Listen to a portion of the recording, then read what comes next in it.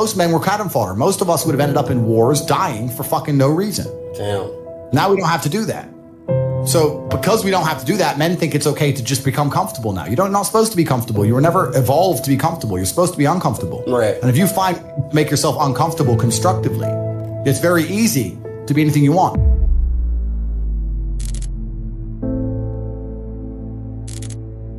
You talk about GTA, Grand Theft Auto. I know the game. I used to play the old one on the PlayStation 1 when I was a child. Which one? I haven't played any. Which one? You talk about San Andreas? Very first one. Vice City, GTA 3? Yeah. Oh, the very first one, like 1994.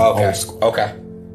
But I've never played any of those games, but I find it amazing that people will sit there and spend all their time upgrading that character, making as much money as they can, getting the best guns, getting strong, getting some hoes, meeting important people, getting the best car. They'll do all that in a game, but they won't do it in real life. You could always do more work from the same thing. The work is never ending. The money is never ending. So you have to find joy in your work. You have to find purpose, at least. I don't know if I even find joy in my work because I'm stressed and annoyed. I'm furious all the time. What do you mean we've made $1.3 million today? It's a joke. But it's you have to conquer the earth. Let's talk about this. Why did Genghis Khan wake up and think, you know what? What can I do for fun? Well, I can play this instrument. That's shit. Play the instrument for me. Diddle-diddle-diddle. Boring. Okay, let me fuck this girl. Fucked her. Let me fuck her. Oh, kid number 84. Boring. What's there to do? You know what, guys? Let's all get our horses and let's just ride over there, and whatever we find, let's just take it. Why? Because it's the instinct to conquer. It's inside of a man. It's been dumbed down by the Matrix. They try and numb you. They numb you with entertainment. They try and put you in the festival crowd. They numb you with shit food. They numb you with depression, all this other garbage. But truthfully, if you're a man, you look in the mirror, what will make me happy? My empire will make me happy. That's why Alexander the Great did what he did, and Julius Caesar did what he did, and Genghis Khan did what he did. They didn't have Google Maps. They didn't know where they were going. They just said, no, we've decided we're going to go take shit from other people and show we're the best. And that's what we're doing now, the successful men at least, in a financial sense. Why am I making money? I have nothing to buy. There's nothing to buy. I have it all. I have 4 Kernan's eggs, a Rimac, a Bugatti, 53 other cars, 40 properties. There's nothing to buy. I'm just taking it from other people. I'm winning the game. I'm conquering. And that's what I think truly is going to give you purpose in life. It's just conquest. Men have always been this way. That's why war was even happening in the first place.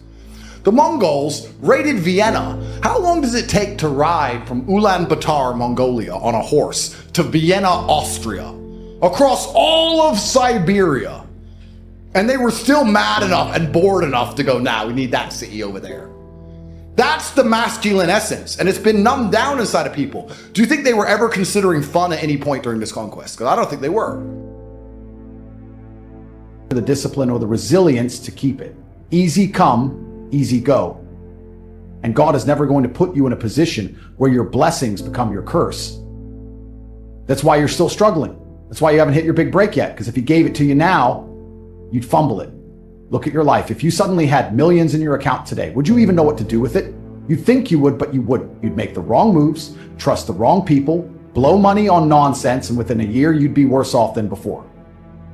That's why God is making you wait. That's why He's putting you through trials, because you need to be strong enough to handle what's coming. You ever wonder why great warriors go through the harshest training, why soldiers are put through hell before they're sent into battle? Because without the suffering, they wouldn't be ready. Without the discipline, they'd break under pressure. You're in training right now, and every setback, every challenge, every moment where you feel stuck, it's part of God's way of sharpening you into the man you need. But most people, they fail the test. They give up too soon. They start questioning God. They start whining, why me? Instead of embracing the process, they reject it. And that's why they stay stuck. That's why most people never achieve greatness, because they don't have the patience or the faith to trust God's timing. You need to wake up and realize something. If you don't have it yet, it's because you're still being built. And if you quit now, you don't just lose out on the blessing, you lose out on the transformation that comes with it. Because success isn't just about having money, power, or status. It's about becoming the person who can handle those things. The process is brutal. It will break you down. It will strip away your weaknesses. It will force you to face every insecurity, every flaw, every limitation you have. And that's exactly why you need it. Because when you come out on the other side, you won't just have success, you'll be unshakable. But only if you don't give up. See, most people want results now. They want shortcuts. They want to wake up one day and have everything fall into place without the years of work, the discipline, the sacrifice. But that's not how God works. He doesn't hand out blessings to people who aren't ready. He doesn't reward impatience. He rewards those who trust the process, put in the work, and prove they can handle the weight of success. Ask yourself, do you really think you're ready for everything you're asking for? Do you really believe you've done everything necessary to hold on to what you want? Or are you just chasing the fantasy of success without doing the real work required to sustain it? Because here's the truth, the waiting is part of the plan. The delay isn't a denial, it's a setup. God isn't holding you back, He's preparing you. He's testing your patience, your faith, your resilience. He's seeing if you're the kind of person who quits when things get tough, or if you're the kind of person who keeps going even when everything seems stacked against you. And that's the moment where most people fail. They hit a few obstacles and suddenly they think the dream is dead. They convince themselves that success just isn't meant for them, and they stop. They give up right before the breakthrough, right before everything was about to click, right before God was about to open the door. That's the devil playing tricks on you. That's fear creeping in, whispering in your ear, telling you to settle, telling you to give up. And most people, they listen. They let doubt win, but not you, not this time. If the world is truly that competitive, you do not have time to be depressed because it's a non-competitive mind state. The reality of masculinity is controlling your emotions. This is the reality of being a man. They try and say that men should give in and it's okay to cry. I'm not saying you can never cry if something bad doesn't happen to you. I'm saying that the tenets of masculinity since the dawn of time have been, I was afraid, but I did it anyway. Yeah. This is the tenets of masculinity. Courage. Courage. Yeah. That's what courage is. Yep. I was afraid to storm the beaches of Normandy, but I did it anyway. I was afraid to stay on the Titanic, but I did it anyway. This is the whole tenets of masculinity. And now they're saying, oh, if you're afraid, just act afraid, be a pussy. Whenever somebody gives you their opinion on anything, listen to the opinion and then stop and look at who told it to you. Because you never want to adopt the thinking of somebody who you don't want to be. Because their thinking made them. So whatever they believe in their mind is why they are the person they are. So if somebody sits and says to you, you should be more humble. I sit and think, okay, my logical, this is how my brain works.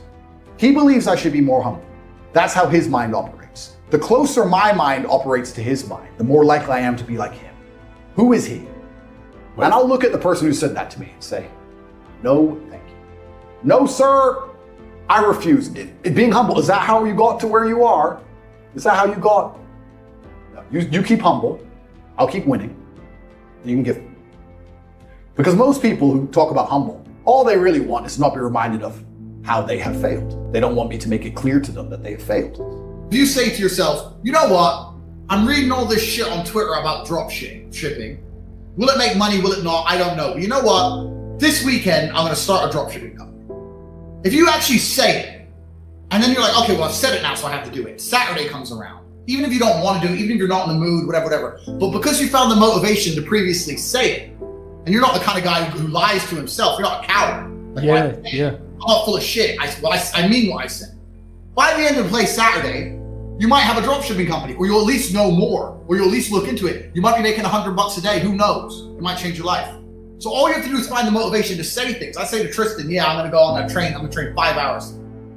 If I said it, that was it. I had to do it because I couldn't live with myself knowing I was one of them bullshitters. You could be depressed for X, Y, Z, whatever. I'm not depressed. And I want the money you want, and I want the girl you want, and I want the status you want, and the car you want, and the house you want. And I'm gonna get it, and you're fucking not. And that's the bottom line of life. If you gave that guy that stuff, he probably wouldn't be depressed. Well, he's get up off his ass and work then, doesn't he? And this is the point. He probably would, because he wouldn't have a direction in life. I think it's a very empowering message that you share. And, you know, I think if you can fix it with pills, you can probably fix it by going to the gym and doing all of these other aspects. But pills doesn't even fix it. Pills just numbs it. Masks. Yeah, masks it. Well, it's not a holistic way to treat it, is it? Whereas what you're saying is more so. Yeah, what I'm saying is you're playing a game, and it's a competitive game, and you need to build a mindset that allows you to be ultra competitive. And if you want to sit there and say, no, I want a non-competitive mindset, then fine.